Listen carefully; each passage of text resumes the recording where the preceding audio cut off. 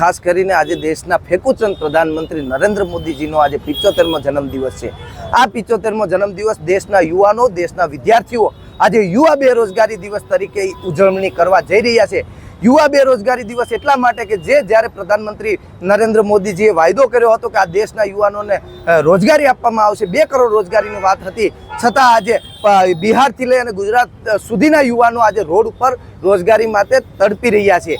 તો આ કઈ પ્રકારની રોજગારી છે? પીએચડી કરેલા યુવાનો, આપણે હસવા લાયક વાત કહી શકાય કે પીએચડી કરેલો એક યુવાન આજે પીયુનમાં એપ્લાય કરી રહ્યો છે, તો એ ખૂબ દુઃખની વાત કહી શકાય।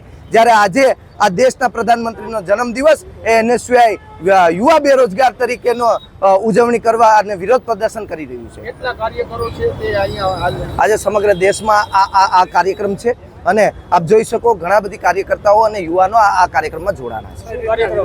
આજે આ કાર્યક્રમ રોડ બંધ કરી, ચક્કાજામ કરી અને વિરોધ પ્રદર્શન